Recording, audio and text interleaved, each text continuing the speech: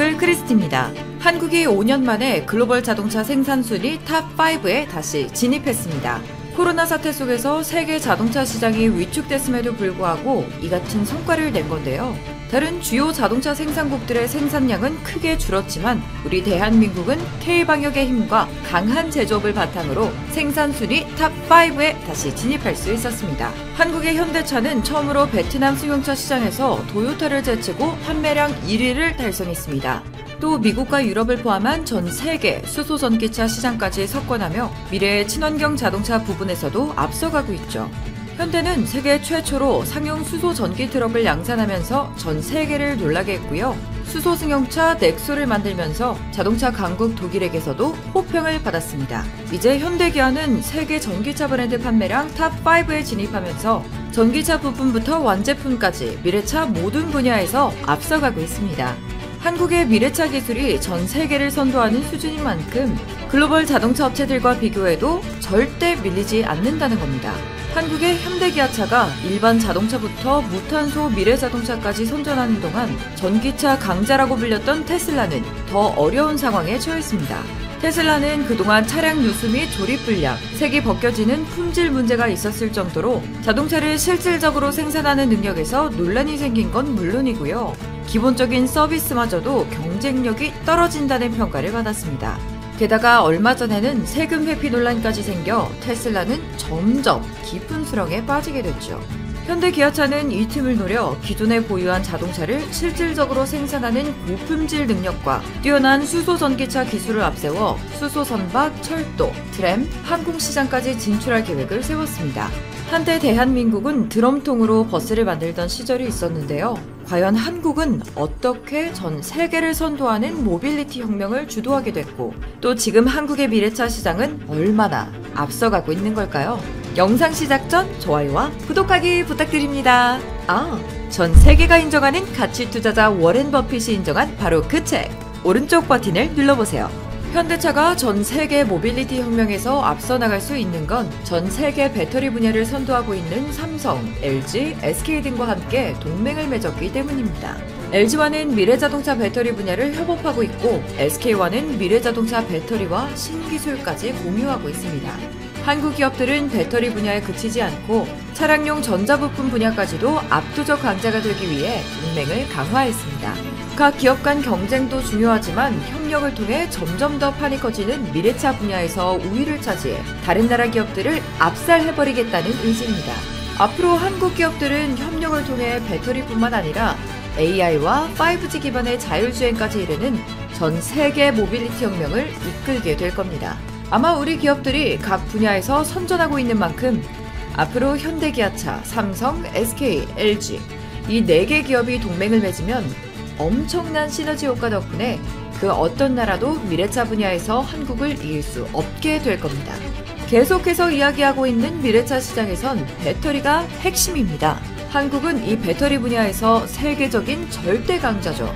일본과 중국을 밀어낸 건 기본이고 세계 전기차 브랜드 판매량 탑5에 들어가는 기업들 모두 한국의 배터리를 사용합니다. 지금 K배터리 3사는 글로벌 점유율이 전체의 3분의 1이 넘는 35.3%나 됩니다. 그만큼 전기차 배터리 분야에서는 다른 선진국들을 모두 제치고 단독 질주를 하고 있습니다. 한국은 전기차뿐만 아니라 수소차에서도 그 어떤 나라보다 앞서가고 있는데요. 이대로라면 전기차와 수소 전기차 모두 한국이 그 어떤 나라보다 앞선 기술력으로 전 세계를 휘어잡을 수 있게 되지 않을까 싶습니다. 지금 미래차 시장은 전기차가 수소차보다 먼저 대중화되어 있습니다. 접근성이 좋고 진입장벽이 낮아서인데요. 수소차는 수소와 산소가 화학 반응을 일으켜 전기를 만드는 수소 연료전지 기술이 필요하고 충전소도 폭발 같은 안전사고가 우려된다는 단점이 있습니다. 하지만 최근 들어서는 수소차의 가치가 더 높게 평가되고 있는데요.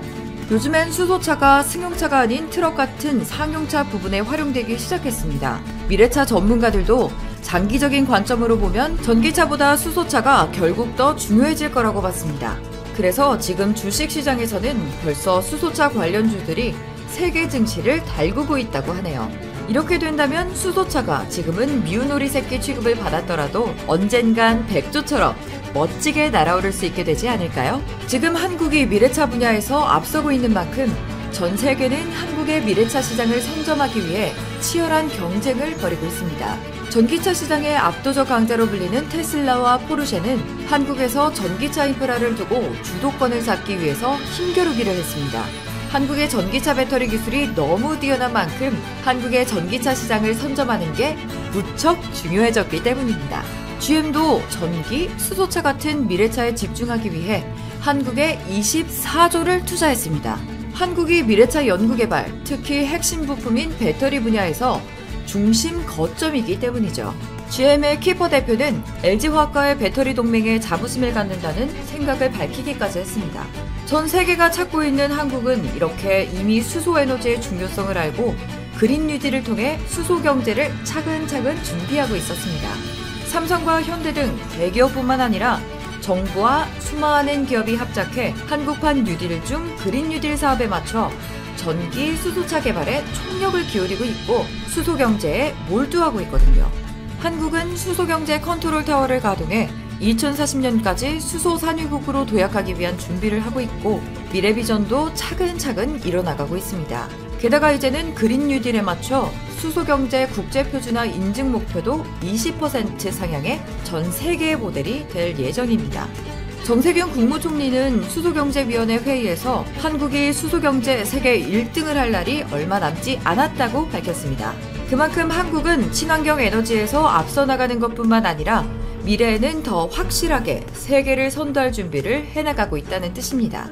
해외에서도 한국의 그린 뉴딜과 수소 경제를 위한 행보를 극찬하며 한국의 관심을 집중하고 있는 상황인데요. 유엔에서는 한국의 그린 뉴딜을 적극 환영한다며 극찬했고 EU에서도 그린 뉴딜 관련 질문과 방향성을 물을 정도로 한국은 이미 세계의 모델이 됐습니다. 여러분도 한국이 4차 산업시대의 절대 강자로 전 세계를 휩쓸게 될 수 있다고 생각하시나요? 이와 관련된 여러분의 다양한 의견 댓글로 남겨주시면 감사하겠습니다. 혹시 주식하시나요? 세계 1위 투자가 워렌 버핏도 극찬한 한국의 급등 종목 발굴 사이트 다트 궁금하지 않으신가요? 이 책 한 권이면 왜 급등 종목이 나오는지 완벽히 파악할 수 있다. 오른쪽 버튼을 클릭해주세요. 안녕! 오늘 방송의 제목 삼성전자 어닝 서프라이즈 기록 충격적인 실적으로 일본의 수출 규제를 박살내다 한국 반도체 망했다던 일본 언론을 통쾌하게 비웃는다 라는 주제에 대해서 말씀드리는 시간 갖도록 하겠습니다.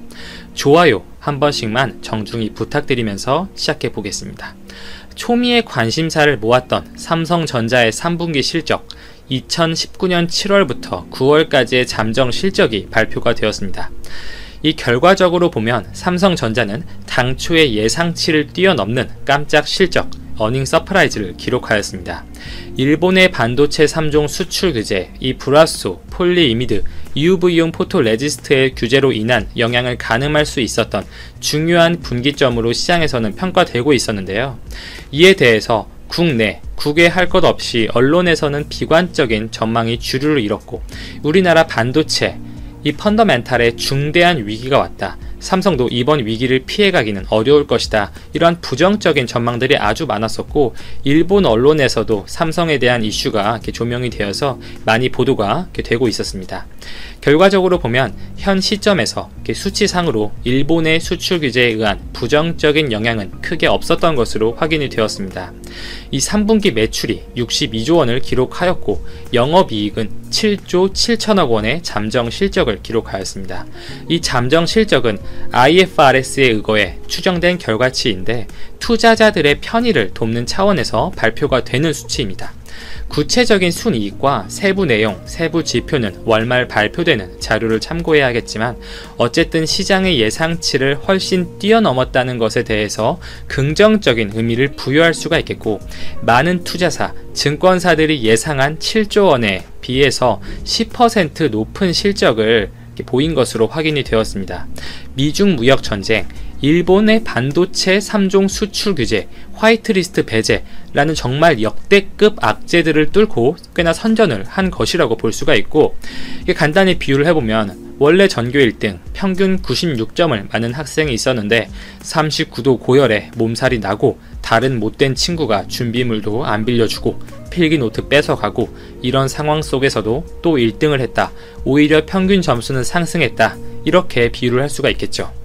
이전 분기들과 영업이익을 좀 비교를 해보면 이 영업이익은 사상 최고 실적을 기록했던 작년 동기, 이 작년 3분기에 17조를 넘는 이익을 기록했었는데 그것과 비교하면 절반 이상 감소하였지만 그 최근의 추이가 중요한 것이죠. 2019년 1분기부터 이 메모리 가격이 떨어지기 시작했었고 이 시점에 삼성전자의 영업이익도 6조 2천억으로 추락하면서 정말 삼성에도 위기가 오나 이 반도체 산업의 전망에 대해서 많은 퀘스천 마크가 이렇게 붙고 있었던 시점이었죠. 그러나 2019년 2분기에 6조 6천억 원의 이익을 기록하였고 3분기에 7조 원을 훌쩍 넘는 이익을 기록하면서 확연히 실적이 회복되는 모습을 보여주고 있습니다. 자, 물론 이번 발표는 말씀드린 대로 잠정 실적 발표에서 이 구체적인 사업 부문별 매출 이익은 공개가 되지 않았지만 이 국내 증권사들의 경우에는 올해 3분기 반도체 영업이익이 지난 2분기보다 소폭 높을 것으로 전망을 하고 있는데요. 한 3조 5천억에서 4조 사이로 전망을 하고 있습니다. 그러나 전반적인 이 삼성전자의 이 영업이익이 높게 찍힌 만큼 이 반도체 파트에서의 이익 규모도 좀 예상치보다 높지 않을까 이제 그렇게 보여지는데요. 일단 메모리 좀 가격에 주목을 해보면 이 D램 가격이 지난달 30일 기준 2.94달러를 기록하고 있어요. 올해 1월에 6달러를 상회하던 수준보다 거의 반토막이 난 수치긴 합니다. 그러나 이 D램의 가격이 꾸준히 낙폭을 키우면서 떨어지고 있는 것이 아니라 이 가격이 5월까지 쭉쭉 떨어지다가 6월부터 안정세를 타기 시작했습니다. 이렇게 D램의 가격도 어느 정도 하락세를 멈춘 상태에서 유지가 되고 있고 낸드 역시 4.11달러로 나오는데 이것 역시 1월 대비 10%가량 떨어진 가격이지만 어느 정도 하락세가 진정이 된 추이를 보여주고 있습니다. 이렇게 절대적인 메모리 가격은 아직은 분명히 낮은 편이지만 이 D램의 완연한 수요 회복이 3분기부터 나타나고 있는 것으로 확인이 되고 있는데요. 이 3분기 말 기준 삼성의 D램과 낸드의 비트 그로스, 출하 성장이라고 합니다. 이 출하 성장 수치가 각각 28%, 20%를 기록하고 있어서 예상치보다 훨씬 높은 수치를 기록하고 있습니다. 이 비트 단위로 환산한 D램의 생산량 증가율을 의미하는 수치인데요. 이 수치가 높다는 것은 그만큼 보유하고 있었던 재고가 빠르게 소진되고 있다는 것입니다. 이 출하 성장 수치는 작년 반도체 업계가 전성기를 이룩할 시점 한 대략 18%, 19% 그 정도로 제가 기억을 하고 있는데 그 수치보다 더 높게 찍히고 있습니다. 왜 이러한 현상이 발생했는지 보면은 아베 수출 규제 그 원인이 있죠. 일본이 한국에 대한 이 수출 규제, 제재를 가함으로써 이 제재가 장기화되었을 경우에 당연히 우리나라 기업들, 삼성, SK 하이닉스가 어느 정도의 메모리 생산량을 조절할 가능성이 분명히 높고 이런 과정을 통해서 공급이 줄게 되면 당연히 수요 공급의 원칙에 따라서 메모리 가격의 상승 압박을 받을 수밖에 없죠. 이것을 우려한 많은 글로벌 고객사들이 선제적으로 주문, 매입에 나선 것으로 해석이 가능하겠습니다. 오히려 일본의 규제 조치가 침체되고 있었던 반도체 수요를 회복시키는 자극제 역할을 한 것이다. 이렇게 볼 수가 있겠고, 물론 장기적으로는 이게 반짝 반등이 아닌지 조금 더 지켜봐야 정확히 알 수가 있어요. 그러나 긍정적인 면에 좀 주목을 해서 보자면 올해 상반기 들어서 이 반도체 메모리 가격이 크게 낮아지면서 이 규제를 일본이 가했던 소재들의 재고도 그 언론의 우려보다는 좀 생각보다 되게 많았을 것으로 좀 보이고 있고 이미 많은 공정에서 국내산 제품에 대한 테스트가 끝나고 그 최종 결과도 나쁘지 않은 것으로 알려져 있는데 SK 하이닉스의 경우에는 이 미중 무역 전쟁으로 인한 글로벌 수요 둔화, 거기에 일본의 공격까지 더해지면서 이 D램, 낸드의 감산을 결정한 상태죠. 그러나 삼성의 경우에는 인위적으로 생산량을 조절하지 않겠다고 천명을 한 만큼 현 상황에 대해서 우리가 너무 부정적으로만 볼 필요는 없다. 오히려 많은 IT 업체들이 삼성의 주문을 늘린 건 일본의 현재 제재가 지속될 경우에 이 메모리 공급망에 대해서 크게 우려를 하고 있고 메모리 가격이 크게 오를 것이라고 전망을 한 것이다. 이렇게 해석을 할 수가 있겠습니다. 자, 반도체 말고 이 삼성의 다른 파트들을 보면 일단 무선통신 사업 분야에서는 지난 2분기보다 이렇게 훨씬 많은 영업이익을 올렸을 것으로 추산을 하고 있는데요. 지난 2분기에 1조 5천억 원의 이익을 기록했고 이번 분기에서는 2조 원 이상으로 추산을 하고 있습니다. 한 20% 이상의 이렇게 상승이 예상이 되고 있는데 이 새롭게 출시한 노트 10, 노트 10 플러스 5G 모델이 시장에서 좋은 평가를 받고 있고 전작인 노트 9보다 더 많은 출하가 예상이 되고 있습니다. 한 10% 정도 많은 출하가 예상이 되고 있고요.